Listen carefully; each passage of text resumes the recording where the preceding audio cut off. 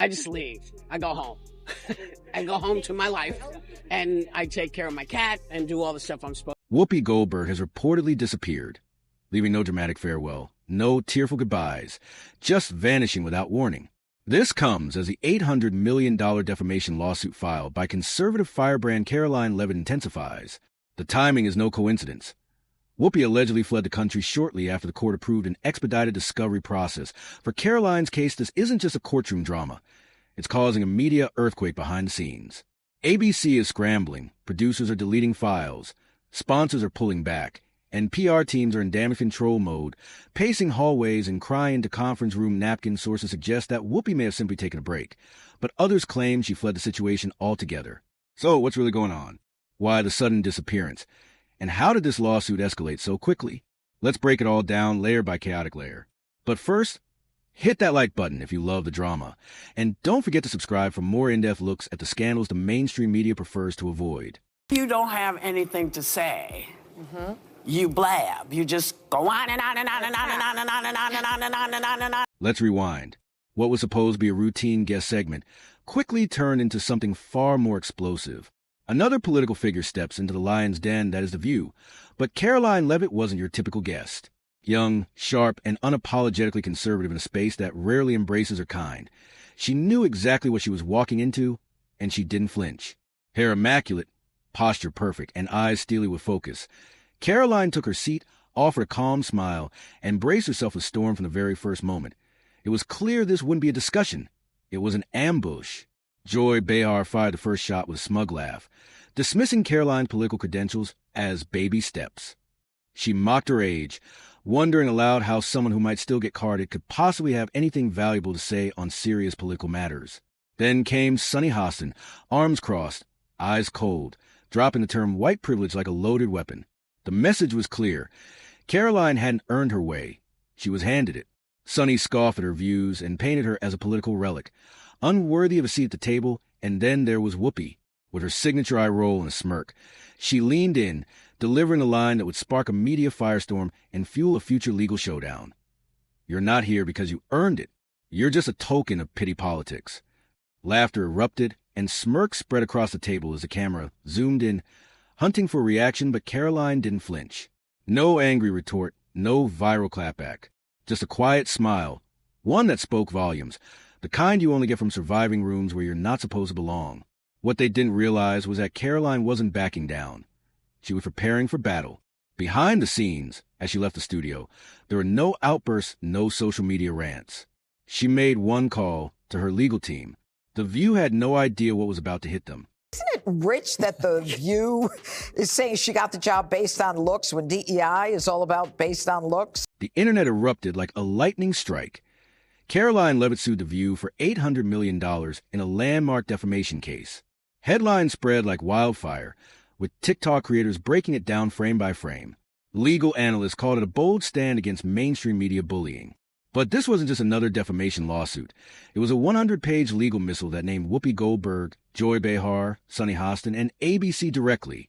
Caroline accused them of orchestrating a targeted character assassination, on-air humiliation, premeditated slander, and politically motivated smear tactics. The legal filing was packed with receipts. Caroline's legal team dissected the broadcast to the smallest detail, eye rolls, timed audience laughs, even teleprompter cues. But the real bombshells came from what wasn't on camera. Internal documents, producer notes, and off-air recordings.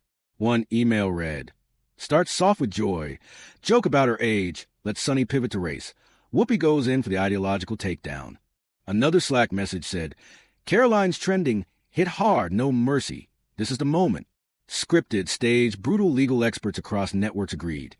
This wasn't a heated debate. It was a premeditated ambush, exposed by its own blueprint. Then came the statement from Caroline's attorney, delivered live. This is not about silencing opinion. It's about defending dignity. No guest should be invited just to be dismantled on air. The media explosion was immediate. ABC went into full crisis mode, locking down their PR teams.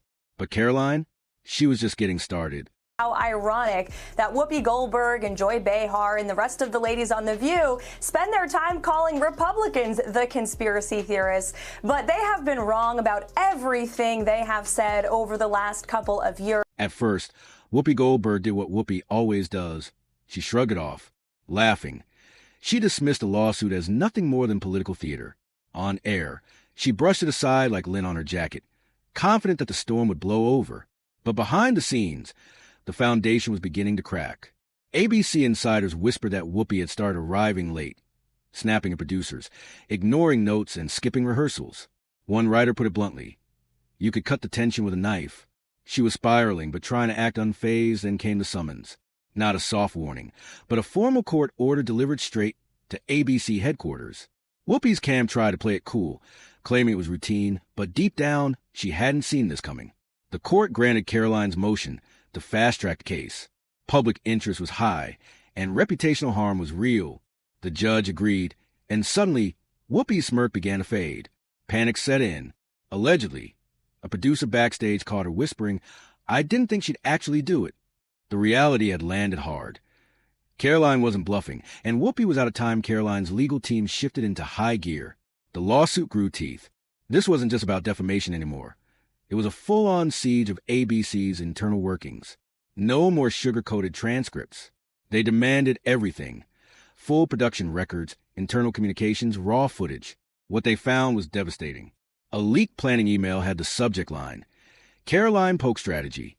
The body of the email was even worse. Have Sonny hit with a race comment. Joy can jab her credentials. Whoopi raps with Trump.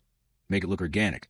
Another Slack message suggested, Asterisk let Whoopi take it home with sarcasm, trigger her.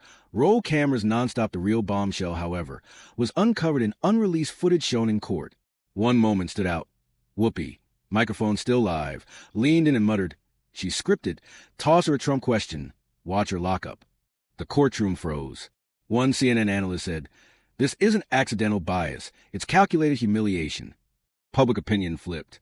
Even skeptics began siding with Caroline. Neutral political figures called for internal ABC investigations. Whoopi, once the face of The View, was suddenly nowhere to be found. No speech, no coffee mug toast, no farewell. ABC sent out a vague wellness break memo, but no one bought it.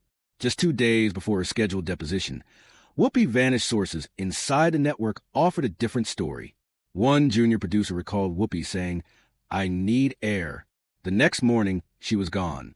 Initial reports suggested she was at a wellness retreat in upstate New York, but rumors quickly escalated. A private jet, one way from JFK to Florence, was allegedly chartered by a shell company linked to a well-known celebrity fixer. Some said she was holed up in a villa on the Mediterranean. Others whispered that she was hiding out on a private island in the Caribbean. The most damning rumor? She disappeared just after court ordered all hosts to appear under oath, and she didn't show. Legal pundits exploded.